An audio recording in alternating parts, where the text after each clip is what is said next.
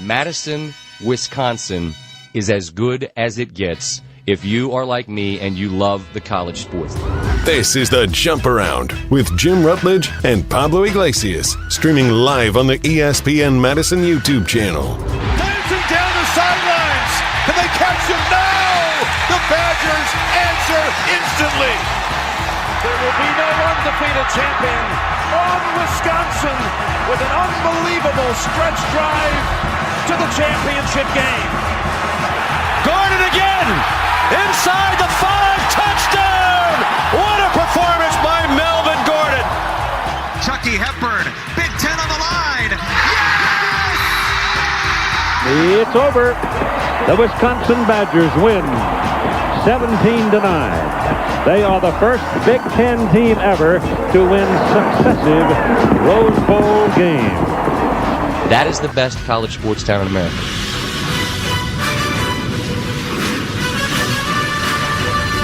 Welcome into the Jump Around, a Badger-dedicated show live on ESPN Madison and ESPN Milwaukee's YouTube channels. I'm Jim Rutledge alongside Pablo Iglesias. We have a jam-packed show for you today as we have Matt Mitchell and Jeff Grimes joining the show today at 1 o'clock. So we got plenty to get into, lots of good interviews, lots to talk about, and even though it's a lot of football heavy for the interview side of things, Pablo, we are excited to talk about Badger basketball because they had one go against them against Indiana. Mm-hmm. The calls truly were not in the Badgers' favor. One of those you could say, all right, maybe, but both of them, it seemed I was more upset with the Nick Boyd charge call than I was even with the Blackwell foul, because at least Blackwell stepped on his foot, but I thought the charge was even worse. That aside, the Badgers rally back from that, and they go to Illinois, and in Champaign, they win 92-90 in overtime and showed a lot of grit.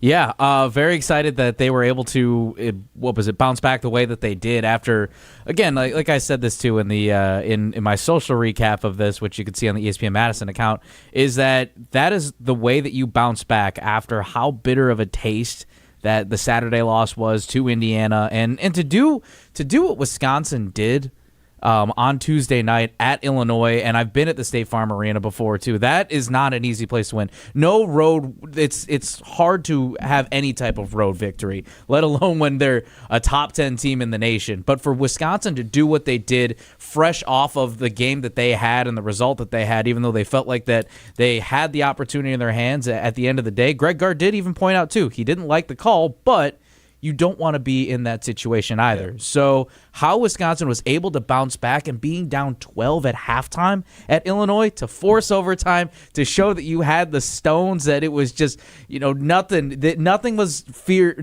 put fear in Wisconsin's mind in terms of how they were able to play. And one thing real quick too about what I felt like the big play of the game was actually the Nolan Winter hustle play off the missed free throw. He was able to extend his arms out. It looked like Illinois tried to save the ball, and he was able to corral that. And then, on top of getting the rebound, call a timeout at the last second. That is heads-up basketball. So not only was it the scoring effort from John Blackwell and Nick Boyd on Tuesday at Illinois, but I got to give up to the heads-up play too for Nolan Winter, and one of the big reasons, very unsung reason why they ended up winning this one. Also interesting that it was pointed out by Greg Gard at his press conference that Austin Rapp made a major error that luckily did not cost the Badgers. I didn't see that until after the fact, and they posted on social media. When it was tied in regulation, he was ripping at the ball. He was slapping the guy's arm. I was very, very grateful that did not get called. The quote from Gard was, he did back off at the end because I was yelling at the top of my lungs. We didn't get burnt because of it, but we'll talk about it in film. Yeah. So... it's going to be a fun session for sure. Right. 100%. Nobody's perfect. It just was an interesting thing that, to me, it says a lot about Gard as a coach, that he's willing to call out his player like that. It's a very professional way. There's nothing wrong with it. And it speaks to Rapp.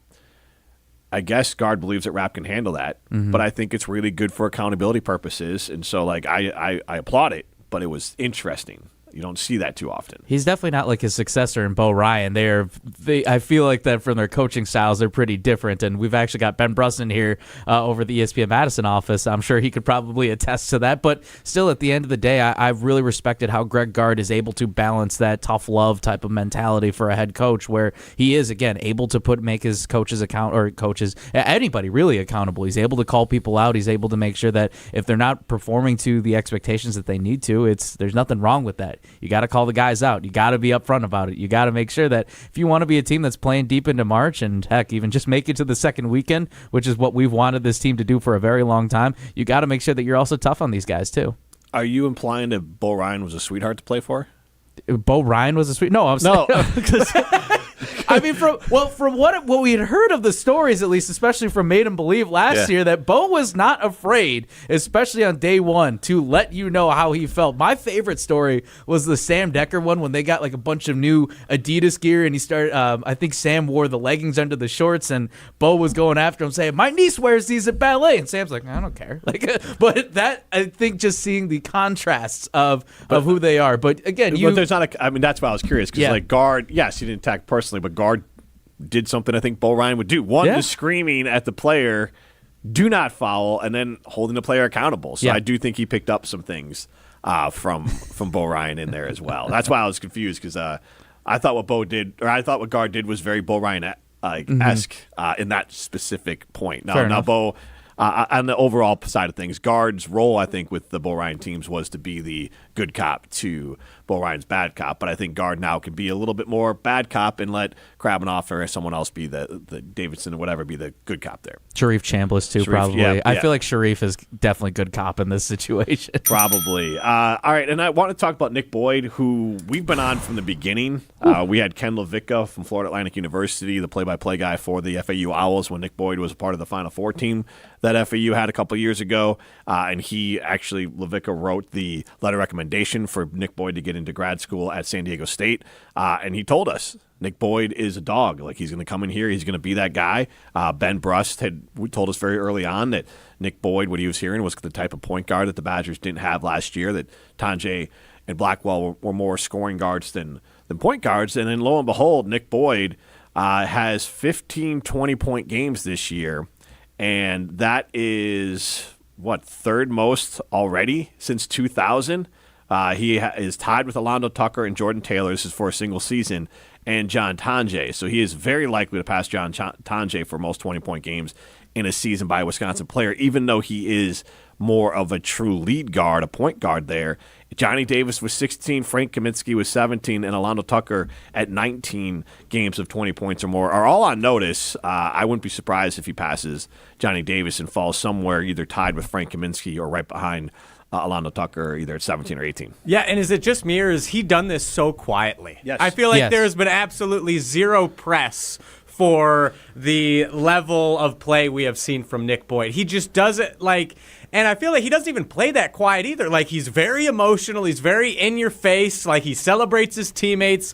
He is on top of everything. But for some reason, it's not getting the media attention it deserves. So that's kind of been confusing to me, but I'm okay with it if it keeps the Badgers under the radar heading into the tournament. That's what matters at the end of the day, as long as it's helping you get wins. And I feel like that Nick Boyd is a guy, not only is he going to be one of the tops at the scoring column, but he's also making this team a lot better. Looking at how he was able to move in transition, it really looked like at first there was one possession, I can't remember exactly where it was in the game, but it kind of looked like a tic-tac-toe back and forth between he and John Blackwell, and then they met in the corner, they passed it off, and all of a sudden then Austin Rapp was open at the top of the key. How the heck that happened all of a sudden was beyond me, but everybody was just watching Blackwell and Boyd, so that's just another thing where, yes, he is a top-tier scorer from a point guard standpoint, but again, he makes his team a lot better, and like we said, Riley, as long as it's resulting in wins, that's all that matters to me, but it's how... not flawless, but it's the effortless energy, too. I remember the second game of the season that I got to see him in person. He just goes coast to coast, and it's the confidence that he carries. Greg Gard also called him out, too, saying that he was upset that he was blocked late in the game for, trying to drive into a layup, and Gard's like, well, what do you expect? It's a 7-footer that's on you. I think at some point the odds are you getting blocked might be pretty high, but again, he's a guy that just really brings that electric energy. He's passionate, he's fiery, and he clearly wants to win. win. So I love what he's brought to the Badgers. I wish the only downside is I wish we had him for a little longer. Now, one more thing before we get to our big question of the day. From the YouTube chat, have a little interaction today. I'll start with you, Jim. He asks, how confident are you versus Sparty? Big game tomorrow, number 10, Michigan State comes to the Kohl Center. How confident are you feeling about the game tomorrow? I'm confident the Badgers won't be embarrassed. Like, I think they're going to have I think they're going to give Sparty all that they want. Confident in a victory, I would call that a coin flip because it's at the Kohl Center, so I'll call it 50-50, but I'm very confident that the Badgers are going to be in this game with an opportunity to win it with less than 3 minutes to go. The Badgers have gotten bullied by Michigan State a few times when I've seen them at the Kohl Center, but don't allow that to get into your head. I mean, it's probably going to be a little bit more of a grittier performance than what we're used to seeing. I don't think that this game reaches both teams scoring in the 80s or the 90s.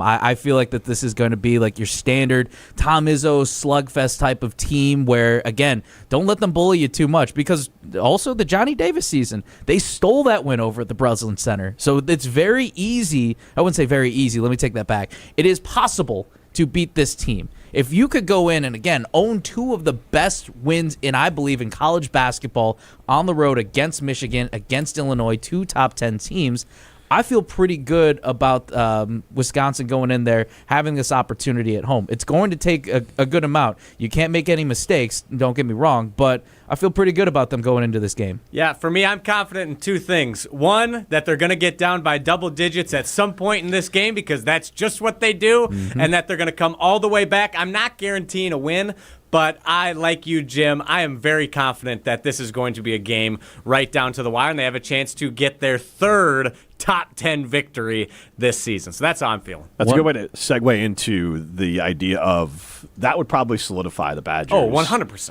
Opportunity to go to the NCAA tournament. And with that, we wanted to ask this question. Is it more likely that Wisconsin makes the Sweet 16 or misses the tournament? We do have this posted at ESPN Madison's Twitter account there, but is it more likely Wisconsin makes the Sweet 16 or misses the tournament? And we asked that because, they're at 17 wins right now. They would need to win 3 out of their last 5 to get to that, what I think is a magical, you have to be a number of 20. I don't think they have to have 20 to get in, but if you get 20 and you're in the Big Ten, and that would probably put them in the top 5 or 6, you can't deny the Badgers. But they do have Michigan State. They do have Purdue. And I wouldn't call Iowa or even Washington easy on the schedule there. So they do have some tough games in front of them. They still have work to do. Plus the Big Ten tournament, I don't think they can just show up and lose that first game. All that being said, I think they're going to make the tournament. And the way that they finish off this regular season here still has me believing that they're going to be a Sweet 16 team. So because they're going to be good enough to make the tournament, which means they have to close out the season strong, shows me that they are clicking at the right time and that they will end up as a Sweet 16 team. Yeah, 17-7 just to put that out there. And this feels like that there are a lot of winnable games in there to get to that, as you said, Jim, the sweet spot of 20 wins. Again, this is going to be a big one with Michigan State tomorrow night, but with Purdue ending in the season 2, anything is possible. No, this team can beat anyone, and I believe that. They've shown that they can really play with some of the best in the country, not just some of the best of the Big Ten, which honestly this conference right now has felt like a true slugfest. You've got Nebraska, you've got Purdue, you've got all these top-tier teams that Wisconsin can hang with. Now, just the question that I have for this team is, can they keep this consistent string going? I've talked about this all season. I think that they are finally playing the ball that we expect them to. Are they playing completely perfect? No, but they are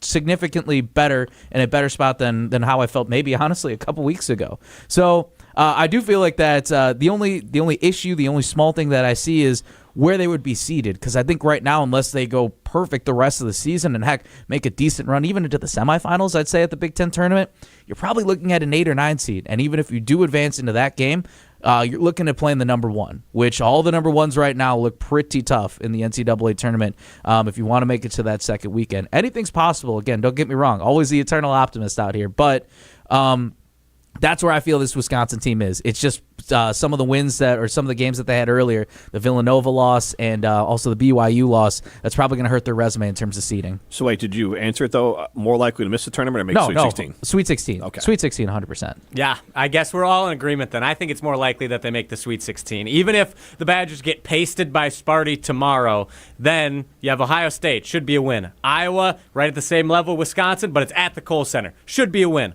Oregon on the road, should be a win. Washington on the road, I feel like that's going to be a toss-up. Should be a win, though. Let's go 4-1, then Maryland at home. You go 5-1, you win a game or two in the Big Ten tournament. You're probably still you hang around your spot firmly inside the bubble, but not moving past that 8 or 9 seed line, like you said, Pablo. And that's my biggest concern because the 1 seeds look fantastic. But when was the last time a Greg Gard-led team made the Sweet 16? Is it 2016, right? No, it was actually 2017, so that defeats my purpose. But it defeats the whole point of my argument. But the second to last time a Greg Gard-led team made the Sweet 16, they knocked off the defending national champions in Villanova. So it's possible. It is possible. I would be much more confident and more comfortable if the Badgers were able to squeak into a 7 or 6 seed, because the 2 seeds, like Michigan's on the 2 line right now. Wisconsin's proven they can beat that caliber of team. So that would make me a lot more comfortable. But even if they remain on the 8 or 9 line, I think it's more likely that they make the Sweet 16, simply because I think there's no way with how they're playing right now that they miss the tournament. All right, let's get to our clip of the week.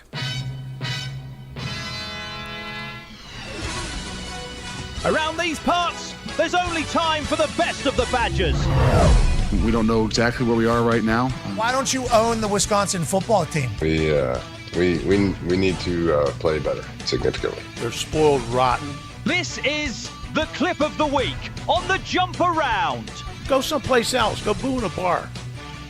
Yeah, it is time for the clip of the week, and we're sticking with basketball here. I don't know if you guys saw this, but some elite-level trolling from the Wisconsin Badgers and specifically head coach Greg Gard. Here is him post-game and the speech he gave to his guys. I want your thoughts on this.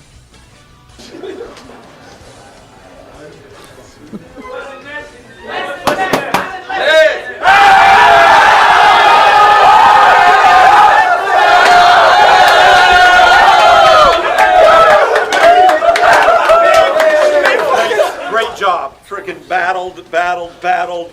You out-rebounded them. We kept them off the glass, that with 8 offensive rebounds. On the glass against these guys. We got it. Yeah.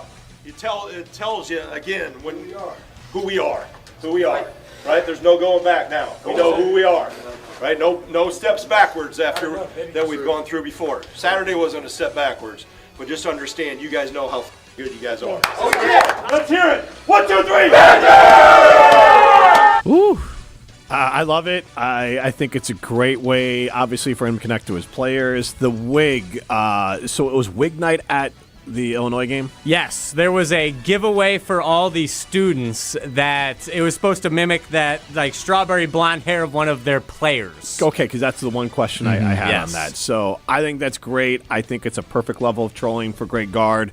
It's not like too disrespectful. He's aware that it's going to end up on social media because the social media team is there taping it. But it's something I think you see coaches do for a long time, just hasn't been taped. So I love it. I love the way that he gets the reaction of his players. It's genuine when they're happy to see him come in like that. And so I think for a coach in this day and age, creating culture and doing those sorts of things, I thought it was great that Greg Gard did that. I think it's a nice little subtle play into if John Blackwell is going to go on the national interviews and call themselves like, hey, let's be the villains and keep that mantra going, keep that attitude going. I think it's a little fun. I don't know if Greg Gard would necessarily say that's a villain type of move, but if he wants to play in a little bit, it's like, hey, let's have some fun too. Let's celebrate this win. I know that these guys are going to get fired up. I love it. It's what keeps the competitive energy going. It's what keeps a competitive spirit. And you saw, too, that him and Brad Underwood shook hands. They smiled after the game, too. They know that was a hard-fought game. Everybody could say in the stands that, oh, this is this or this is that. But everybody respects everybody at the end of the day when it comes to this. Yeah, and I think Greg Gard has a lot of respect amongst Big Ten coaches as 100%. well, so he can get away with this kind of thing. And I love what he said near the end of that clip, saying that there's no steps backwards now. You have to be as good as we think you can be. And I think the Badgers, now is the perfect time for them to round into form, and they're doing it with these big wins. So I was fired up. All right, now it's time to enter the portal. It's time for the Badgers Twitter portal. Yeah, it is. And let's start. What should we start with today? How about, this is on me. I didn't even put them on the form. However, I will stall as I get this on the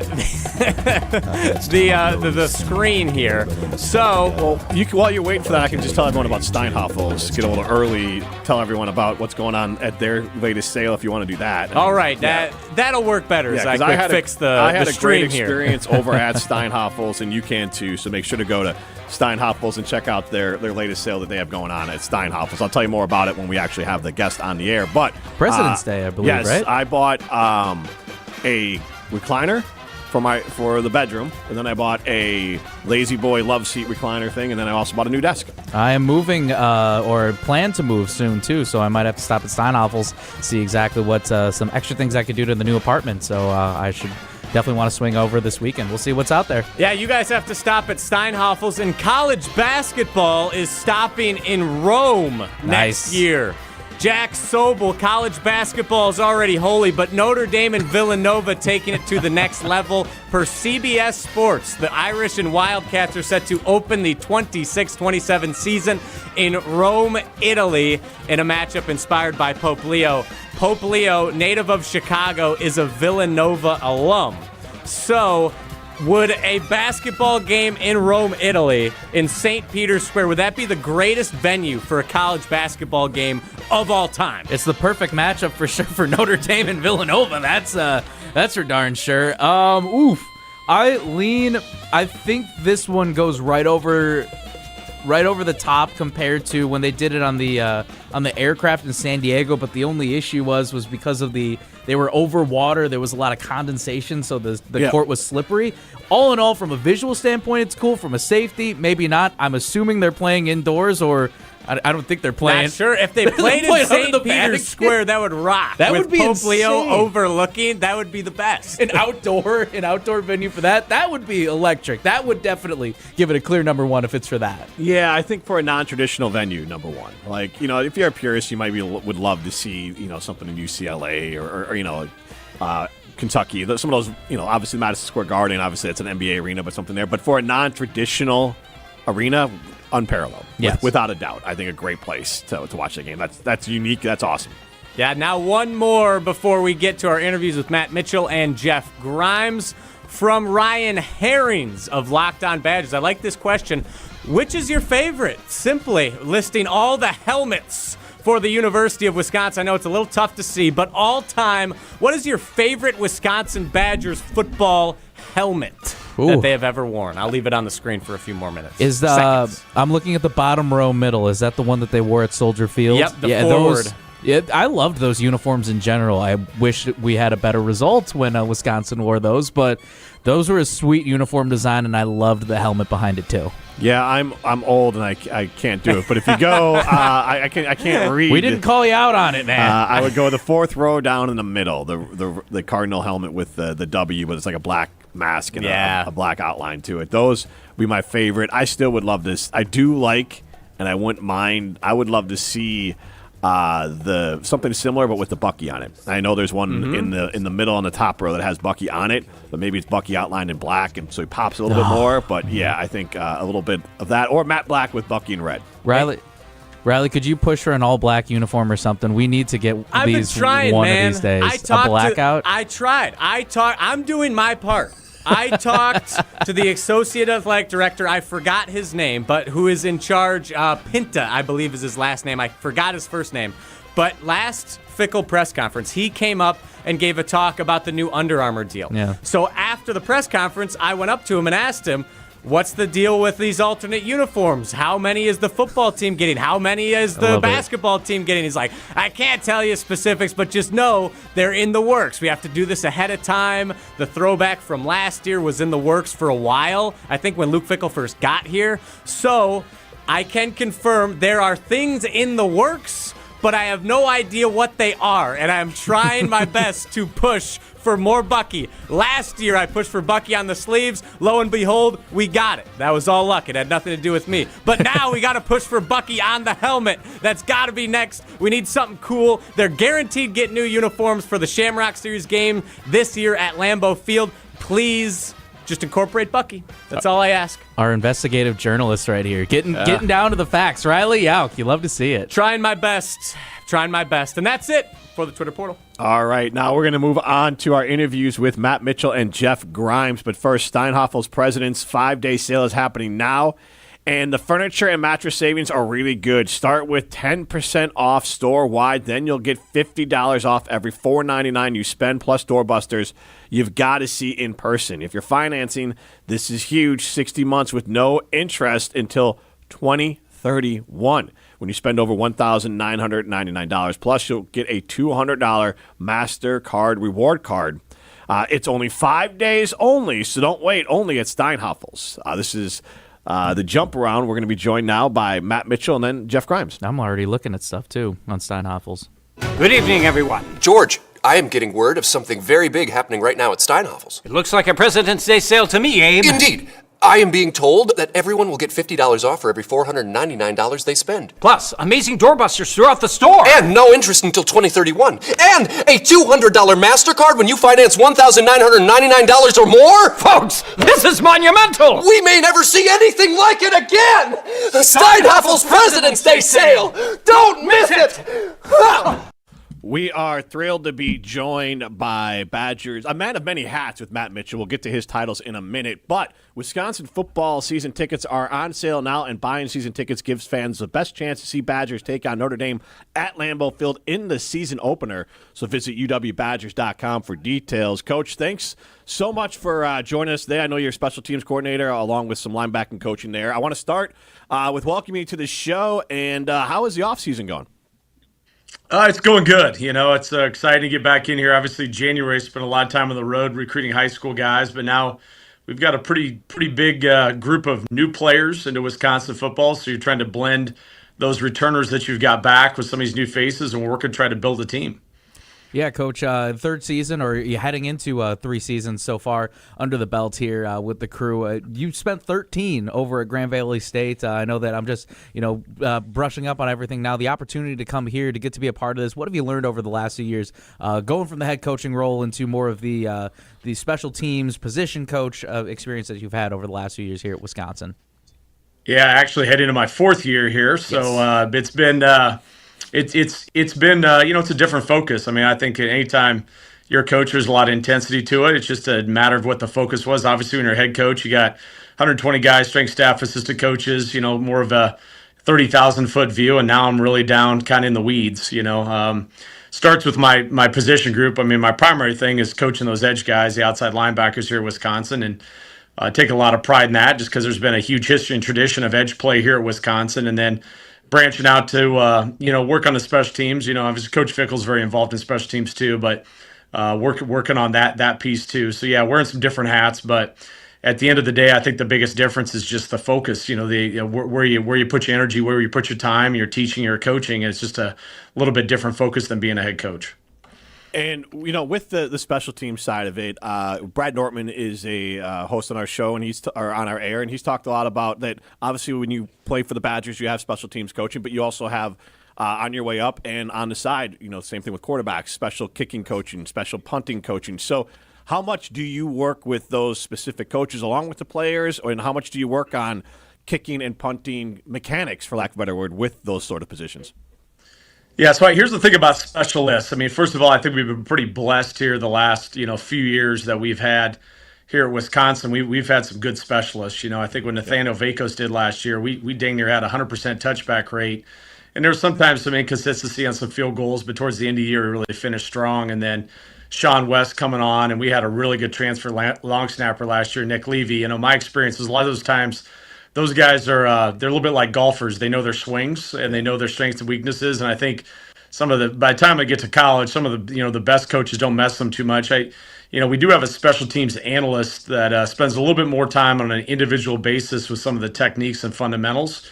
And so it's kind of really their position coach, quote unquote.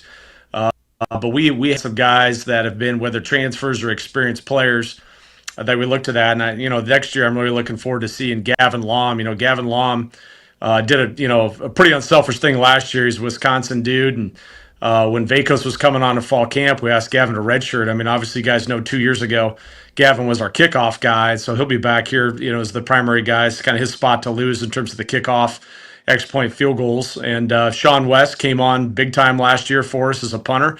Also, he can incorporate a lot of different fakes because he's a good athlete and played well down the stretch for us. And then, we had to get a transfer long snapper, and so we were able to get a guy that was an All-American from Toledo. And so, those guys, it helps to have experience in that room.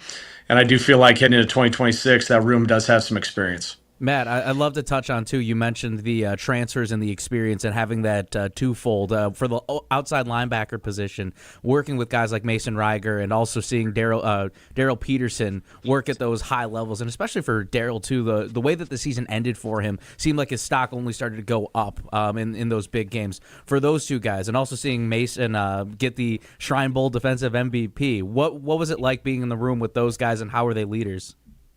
I tell you, there's a dichotomy in this. Our team results are not where we want them to be. I'm sure not where anybody wants them to be. But, personally, I had probably as enjoyable a year of coaching just on, from an outside backer edge as I ever had. And it was mainly because of those two guys. I had a great room last year. And I think it's kind of a little bit of a microcosm of college football. You've got one guy that's a Badger through and through, Daryl Peterson. That I was really proud to be a part of his journey. And as you mentioned, he made a big jump from his junior to senior year. And it's kind of something you've got to have. You got to preach. You've got to have guys in your program that develop and continue to get better. And that's really what Daryl Peterson did. I think we made some schematic changes defensively that played to his skill sets, which allowed him to have a little bit more success, but obviously finished strong. Like you said, he was the Big Ten Defensive Player of the Week against Illinois when he had those 3 sacks. And, I'm hearing some chatter about him, from some NFL scouts. There's going to be some stuff in regards to his length and a few things they're probably going to knock against him at times. And then, the flip side of the coin is transfers. And Mason Reiger was, you're hoping to strike gold in the transfer portal. And I definitely feel with that one, we did hit. We did hit. And that was, I'd obviously seen him, as you go through this portal deal, you're doing a lot of evaluations, a tremendous amount of evaluations. And his production back in 23 when he was at a previous institution was good. And I loved him. He's obviously a Chicagoland kid, close to Madison, 2.5-hour drive. So it's a geographic connection, but there's also a play style connection. I knew that I wanted to coach a guy like that just in terms of how hard he played and how much he was passionate about football. And so even though he missed 2024, I thought we did a job, medical team, strength and conditioning team, position coach. It was an acceptable risk, and that risk paid off. But, one thing both guys had in common was, their passion for the game of football, which can't be overstated, especially in this day and age. You got to have guys that love to play the sport. And then their preparation. I mean, those guys were as good as any players I've had in 25 years of coaching football in regards to their preparation towards contests and the work that they put in.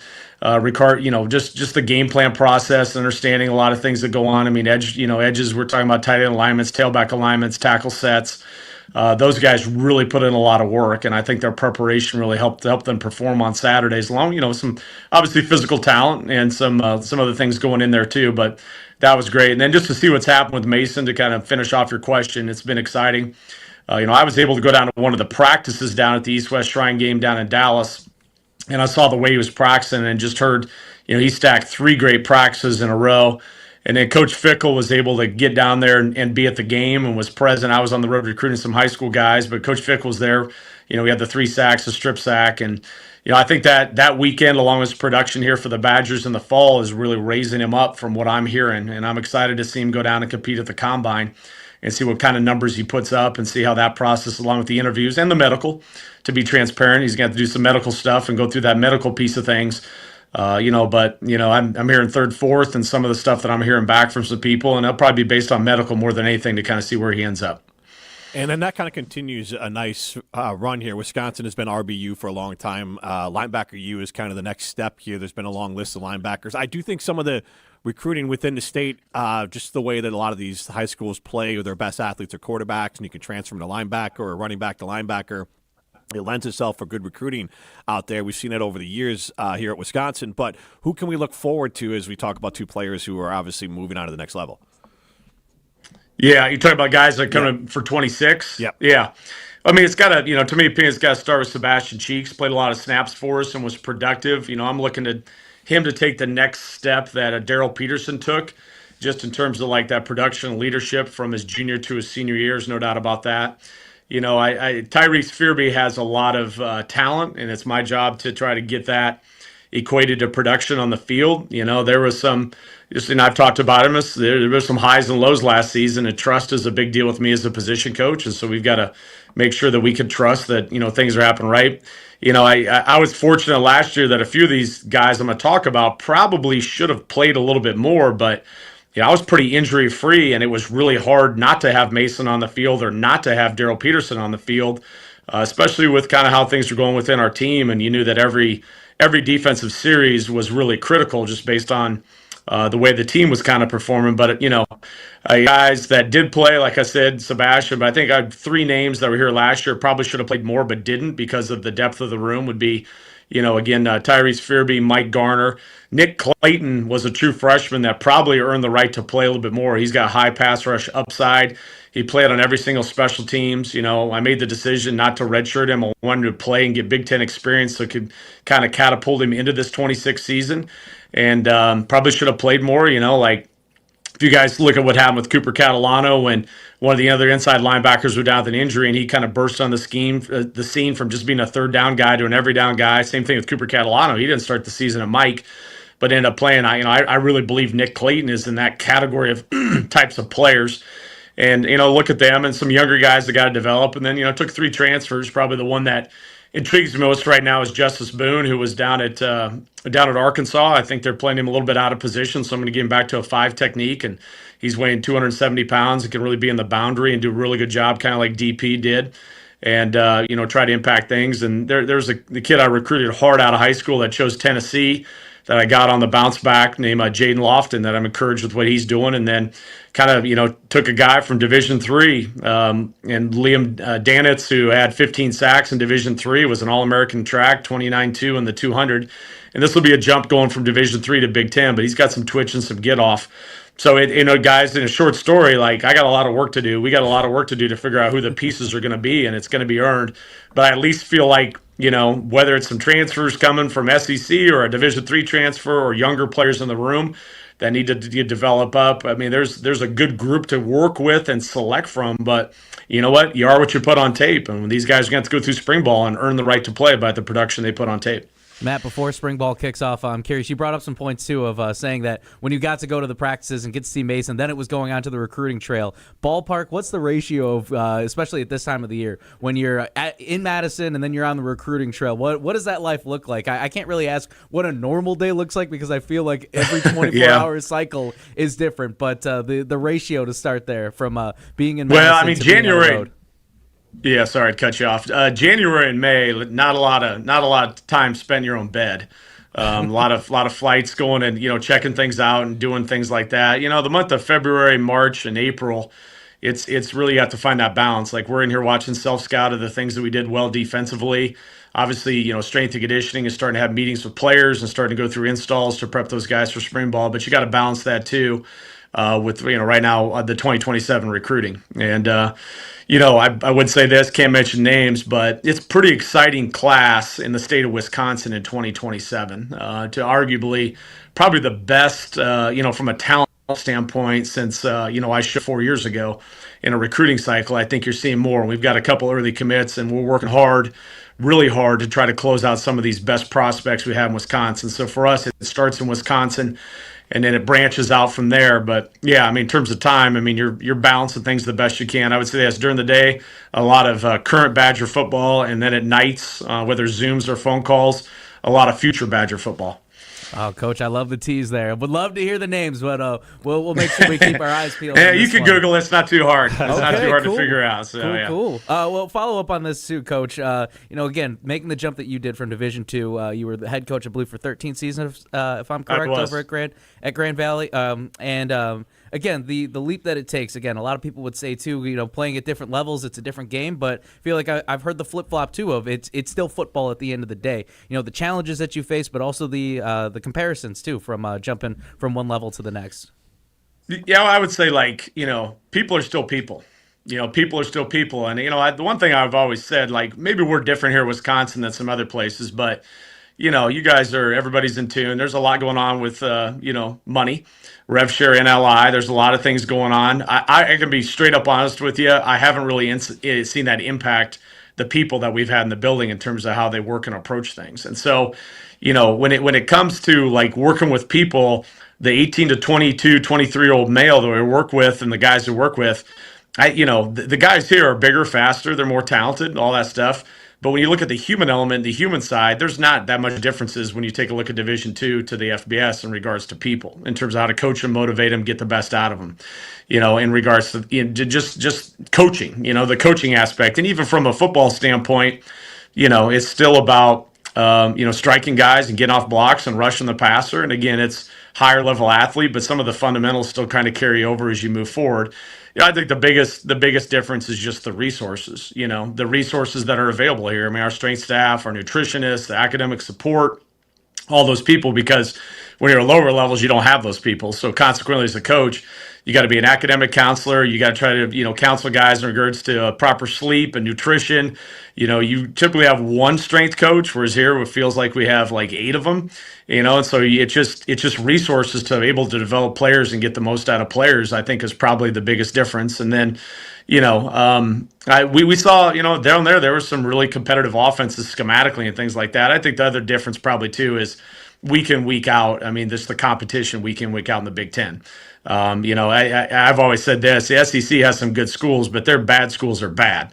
And even in the Big Ten, like, you don't see that necessarily that week to week.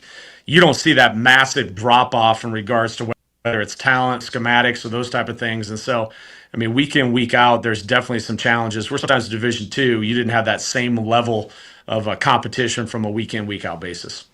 The last thing I have for you here is, as far as like the special teams, everyone focuses on obviously kickers, punters, and the returners, but the actual everyone else is part of that roster. I think it's a great way for players to be developed. I think some Badger fans will remember Chris Borland got his start as a special teams guy, then got a little bit on third down, and then became Chris Borland all in one season as a freshman here. So how do you balance the development of people on special teams, and then how do you kind of figure out who's going to be maybe your special teams ace for the whole season, and then kind of coach them into being excited about that? Because it might be easier almost in the pros to get someone who's collecting a big paycheck to be special teams, and this is their way to be in the league, as opposed to a college kid who probably has aspirations of being a star and being in the NFL one day. How do you kind of balance those expectations and treat it as a learning experience for them?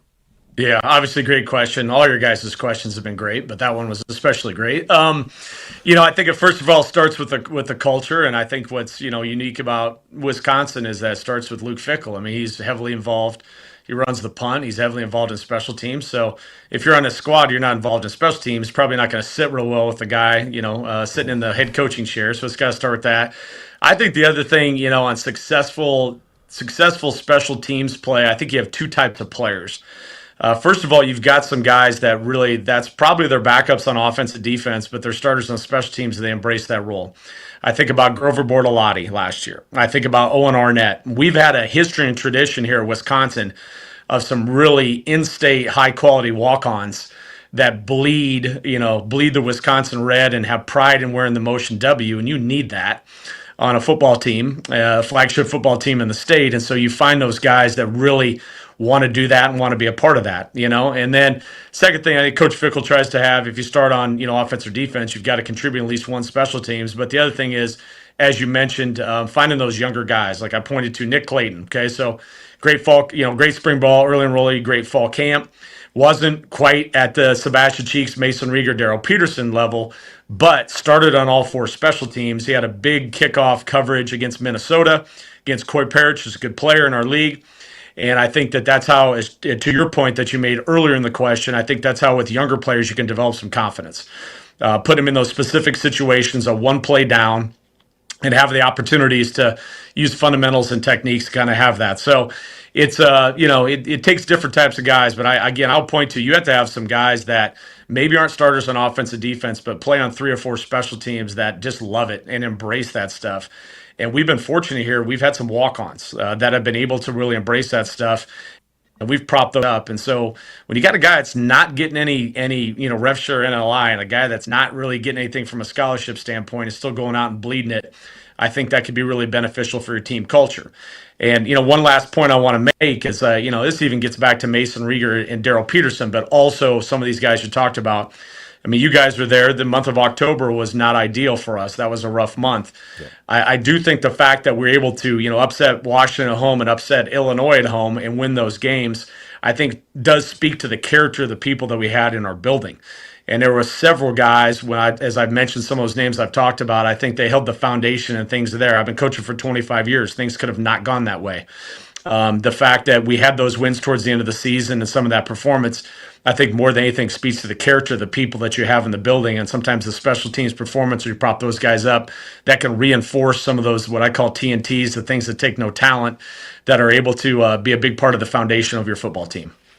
Coach, last one for me, too. I know that Coach Tressel has Madtown Mayhem. I believe Coach Guyton has we don't say almost in our room. What is the mantra in your room whenever the guys step in, whether it's the linebackers or special team? Do you have one that you usually share with them? Yeah, I do. I got two. So for the edge guys, our mantra is choose effort and choose violence.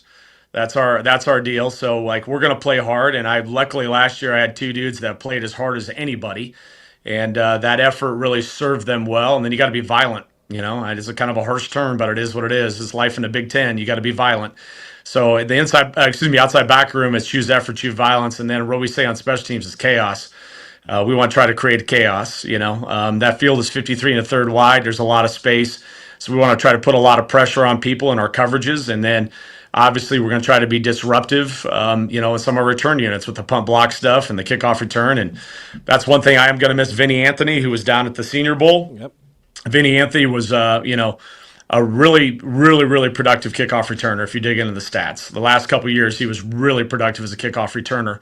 And so we're going to have to try to replace some of the returns too, but we're just trying to create chaos. That's what special teams is. There's a lot of space. There's a lot of moving bodies. It's a chaotic play. We're trying to create it and not take it on. Coach, we really appreciate you taking the time. Hopefully a chance to catch up maybe while you guys are getting ready for the season in the spring or the fall. We appreciate it. Love it. Anytime. Appreciate your time, guys. All right, that's Matt Mitchell, special teams and outside linebacker coach with the Wisconsin Badgers. This is the Jump Around. All right. We are thrilled to be joined by Badger offensive coordinator Jeff Grimes. And, Coach, we appreciate I don't want to call this the offseason because I feel like for college coaches especially there is no offseason. It's just the not coaching football season for you, and maybe it's more the recruiting season for you. So how are your days? How are you spending your days recently, and how's the off of football season been going for you? You know what? We live an unusual life, but one of the things I like about it and appreciate is the fact that every year has different phases, and so you have the season, and then you have I guess what you referred to as the not coaching football season, but there's more phases than that because you immediately jump into recruiting now. And, obviously that's way different than it used to be. It used to be that you would recruit all spring and you would spend time in summer leading up to fall visits and December and January commitments and all that. And now you're spending all of your time in December and January getting ready to bring in your new team. And then once you finish that, then you get to spend time with those guys, and that's where we are now. So we're in that time where we get to know our new guys and spend time working a little bit of football and getting ready for spring ball, and then you have spring ball in the summer, and then you're into the season again. But I enjoy the season that we're in right now, the phase that we're in, whatever you want to call that, because we're actually getting an opportunity to play with our new toys. Love it, Coach. Appreciate your time again. We talked to Coach Mitchell too a little bit about this time of the year. Again, you mentioned there's not really any off days. It's different transitions more so, but especially this time of year, was curious to get to hear your side of it. How often are you in Madison around this time of the year? How often are you on the recruiting trail or making visits left and right? What's if you could give me a split ratio of how often you're in Madison versus being on the road recruiting, whatever the case is? Yeah, well, we're done being on the road, and so that part is behind us. Not too long after the portal closed, we transitioned to high school recruiting. Not that we weren't recruiting high school kids during the portal window, but the emphasis is just in another place. And so then spent a couple weeks going out to see some high school kids, and then once we got to February, then we're all here every day with the guys that we have. The only recruiting stuff we did after that, we had a couple of junior days, but that's done now as well. So we're all here every day with our guys. And Coach, to follow up on that one too, when Coach Fickle was on Wilde and Tausch, she mentioned that the portal period, about how aggressive you guys were right off the jump. I mean, I know every program wants to do that, especially with how quick things move. But from your perspective, again, the attack that you guys had, especially after going after Colton Joseph too, and landing him pretty quickly. The whole process, again, from your perspective, what was that like from a recruiting standpoint once the portal opened this year?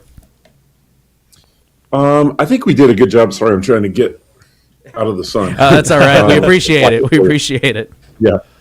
I thought we did a good job being ready to go. Yes, really, the process started for us even before we finished this season, knowing that we were going to have some holes to fill and knowing that we were going to have significantly greater resources than we had in the past. We understood what our charge was, and that was to go and recruit a team and upgrade our talent and experience and depth at all positions, at least on offense. And so we started that process early, taking a little bit of time each week to look at some guys that either had given some inclination that they were going to get in the portal, or maybe we just felt like they might be a portal entry. And then after the season was over, that was all day, every day. It was from early in the morning until we went to bed each night. We were talking with current players about retention and making decisions about the sort of contracts that we were willing to offer some of the guys that we wanted to keep around, and talking with a bunch of agents and then eventually players as well. Before, I want to talk a little bit about maybe some of the players that you're excited to be coaching this year, but the Senior Bowl is going on, and I know you got some guys on the offensive side in general going to the draft. Vinny Anthony, Riley Mallman being a couple of them. Has it been fun for you to be able to have that that year with them and then kind of see them try to make that next step? I know that I got a buddy who works for Seattle, was down at the Senior Bowl that saw Vinny and said he did some nice things. So it's got to be nice to see some guys you coached taking that next step. Yeah, that's a big part of what we do. We're in the development business, and we're trying to develop young men, and a big part of that is helping them reach their goals. And, everybody wants to play in the NFL. Everyone doesn't get to, but that's their dream. And so anything that we can do to help them get there is a big part of why we're in this business. And, Coach Fick and I and a couple other guys went down to the Senior Bowl and watched a practice, and then we went to the East-West game that night. We had 4 guys in that game. And for me, an added bonus was my son was there. My son is a long snapper who just finished his career at BYU. He was at Baylor before that with me. And then, so he was in the game. So it was pretty cool. I got to be there for him as well. So yeah, but it's always a cool experience when you get to see those guys doing well when they're in this phase of life. Yeah, Jeff. Again, just talking about the season that you guys had. First one. What was it like getting that first season under the belt? What'd you learn? I mean, and honestly, too, I know no offensive coordinator, let alone any team, is prepared to go through 4 different quarterbacks in a season. But again, the challenges and how you rose to the occasion. What'd you learn most about yourself? What'd you learn the most about this unit that you have as a whole team? That's a good question. It's not my first year doing this. I've been doing it for 32 years. I think next year will be 33 if my math is correct. And I think being flexible and versatile was one of the most important things for us this year. The injuries that we dealt with at the quarterback position were well noted, but really had a number of others that were hard to deal with too. Losing 2 left tackles in spring ball was a real challenge.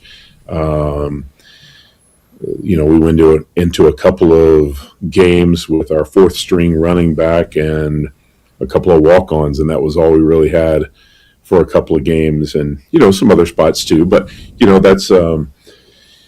that's part of the game. But I don't know that I've been a part of a season where we struggled with it as much as we did. And I think the most important thing when you're in that position is to find a way to keep the players with you. If you lose the locker room, you lose the team, you lose the ability to even be in games. And as challenging as it was, as frustrating as it was for all of us at times, I think the one thing that I felt good about was the fact that the guys kept playing and they hung in there with us, and we found a way to win a couple of games late and be in some others. And so I think for me it was just another lesson about how you have to be really flexible. And then with our team, I think we recognized that we needed to be better. I think coaches need to be better, players need to be better, and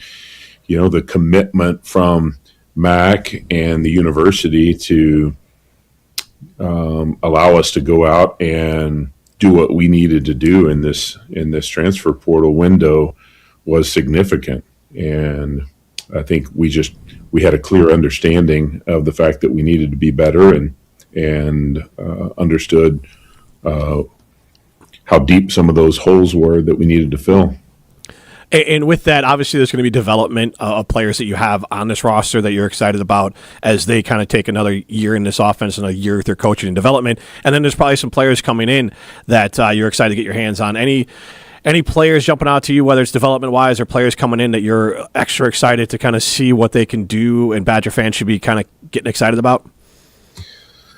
Certainly. I mean, I could go tell us about. Yeah. Well, I could go by position. It always starts with the quarterback, and Colton is a guy that we identified as our number 1 quarterback target early on. I think you have to find a guy that's going to be the right fit for you, someone that you think will have enough interest that you could actually get this guy. There are a lot of guys out there, but is this guy recruitable? Does he fit our scheme? Is there interest on both parts? And, the whole way with him, honestly, we felt like that was the case. And he's a guy that has incredible athletic ability. He has arm talent. He's competitive. And, he's a true dual threat quarterback. He can run and he can throw and does both those things really well. I think the challenge for him is learning how to play in a system that is a little bit different than what he's been a part of. And then, maybe the hardest thing to do in the transfer portal is to get another quarterback. Everybody wants to have the opportunity to go somewhere and be the guy. But to be able to sign a second quarterback after you already have a commitment from someone who's a top-notch player that everybody is aware of is a real challenge. And so for us to go out and be able to bring in Deuce Adams from Louisville, I thought was great. I thought Kenny Guyton did a great job recruiting both of those guys. And, Deuce is a guy that's got a little bit of experience and yet still has some time in front of him for development. And so excited about them. And then, we've got a freshman coming in who we're really high on and I'm impressed with early. And then we've got 2 guys coming back who got some games under their belt last year, and Danny and Carter. Just in terms of numbers, if you look at the room that has changed the most, I mean, certainly quarterback is the one that jumps out the most, but at running back, we have Darian Dupree coming back, who I really like. I thought made a big a big step forward last year in terms of his willingness to run physical, and was hampered with a midseason injury, and he's back now and fine. But that held him back a little bit. But we've got him coming back, excited about him, and then we went and signed 3 guys. We went and got 3 guys in the portal, and all 3 a little bit different backs. Abu Sama is a guy from Iowa State that I would say is a very shifty, all-purpose back, catches the ball nice out of the backfield, can run any style of run, and has the ability to make people miss. Brian Jackson, who we recruited from USC, a bigger back, in that 235-pound range, thick, physical.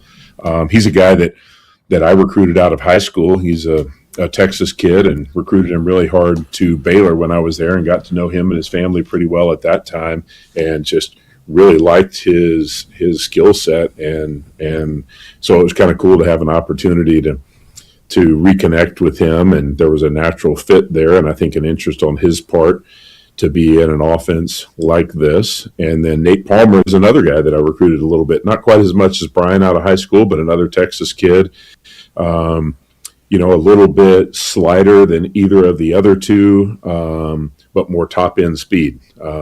And another guy that catches the ball well out of the backfield. And so, you've got 4 guys there, and 3 of those 4 guys are new. And as I said, each of the 3 new guys bring a little something different to the table. And I think we've got a room there that's going to bring a lot of competition. And that when there's competition, the cream rises to the top, and it makes everybody better. Our receiver, sorry. Oh no! Do you have a question? No, go ahead. Go ahead. Keep rolling. Yeah, I was going to talk about the receiver room. We've got 3 guys returning with some experience, although none of them had a lot of experience. You've got Chris Brooks, Tyrell Henry, and Eugene Hilton, all who played some last year, but certainly didn't have big numbers. Probably were behind some of the more featured guys, and I think I'm really excited that all 3 of them chose to come back. And there were question marks with some of the guys who are still on the team, as I talked about early. The retention piece with some of these guys was just as important as going out and signing some new guys. And then brought in 4. I think one of the things that really highlights the change in that room is size and length and catch radius. You've got 3 guys in particular who are really tall and long in that 6'3" range, plus or minus a little bit. Malachi Coleman, Shamar Rigby, and Jalen Domingo, all 3 of those guys really, really tall, long catch radius guys that all have experience. And then Zion Kearney, who is a big physical guy, not quite as long as either of those, but about 212 pounds, something like that. And, a guy that was a sub 1100 meter guy in high school too. So he's got top end speed. I would say, you're going to see a lot of new guys in that room as well, and a nice competition between new guys and the guys who came back to earn a greater role and more targets this year. I think also vying for touches at tight end, brought in 2 new guys, Ryan Schwindeman and Jacob Harris, both really, really talented receivers who will need to show that they can block and become all-purpose players as well, but both guys who can really run and catch. And then, we've got some guys coming back again who I would say played a little bit last year. Grant Steck and Emmett Bork was a guy who was a freshman that spent most of his time on the scout team, but both talented guys that we like. Tyler Janzi is a guy that we think could be a fullback for us. And then in the offensive line, you've got some guys who played some last year. Emerson Mandel sort of leading that group with starts in every game, and a guy that I thought really came on the latter part of the year. I thought the last, maybe third of the season played his best football, and I thought it was significantly better than prior to that. He's a guy that can play guard or tackle. Colin Cubberley started about half the games for us at guard, and I thought he got better as the season went on. Ryan Corey played some for us at center. And then Kevin Haywood is a guy that we sort of had penciled in as a potential starter going into spring ball last year at tackle, and then got hurt early. But he's doing great now and back full speed, and is really excited about this season. And then we went and got 5 transfers. Brought in Austin Kowecki, a guy that played center at Oklahoma State last year, played at a really high level. I like what I'm seeing from him so far. Blake Cherry is a guy that played for Eric Mateos at Arkansas, and a guy that we recruited at Baylor as well. Really like him as a guy that could probably play all 3, but will really be in the mix to compete for a starting guard spot this year. Took the guys from a Division II school that I really like. I think there's a sleeper, Styles Blackman, who is also playing guard for us right now, competing there. And then PJ Wilkins, who played more guard at Ole Miss, could play guard or tackle, is spending more of his time at tackle with us right now, and Lucas Simmons from Florida State, who's also a tackle. So a lot of competition in that room, similar to what I said about the wide receiver room, in that you've got a nice blend there between some guys coming back for another season and a new role, competing with some new blood in the room. Coach, that was fantastic, and I know you got a busy day. We were told you got to kind of get moving here, so we appreciate you taking the time and really getting Badger fans super excited about some of the additions and the growth that'll be on this Badger roster. We appreciate it. No, I'm glad to do it, and I'm really excited about what we have. And somebody was asking me yesterday about what a challenge this is going to be when you've got this many new guys, but honestly, it's not a lot different than it was last year. Last year, when I got here about this time, I was teaching a whole new staff and 50 players on offense who had no concept of what I was talking about. And now we're only doing that with half of the offense. But we will be different. We've got a new talent group coming in, a new skill set at every position, and so a big part of what we're doing right now is just really looking at how we're going to build around these players the best, and how we can build a system that really focuses on their talent. The very first thing that we did when everybody got off the road from recruiting is we watched an evaluation tape, not really a highlight tape on each player, but maybe a 20 to 30 play video cut up on each player on our offense that sort of showed his skill set at their best and their worst. And then my charge to us as a staff is to, now we see who we have, now let's build a system around these guys. I think the name of the game in college football is that nowadays. We could say that this is our offense and these guys got to fit into these square pegs, but I think being flexible and versatile certainly plays in your favor if you can do that when you have so many moving parts every year now. Yeah, no, Coach, we're excited. We're excited to see some of the players you talked about. We're excited to see what this team can do, and best luck. Hopefully we'll catch up during fall and spring camp. Okay, sounds good. Good to see you guys. Let me know if I can do anything for you anytime. Appreciate it, Coach. That's Badgers offensive coordinator Jeff Grimes. This is The Jump Around, a Badger-dedicated show on ESPN Madison and ESPN Milwaukee's YouTube stream.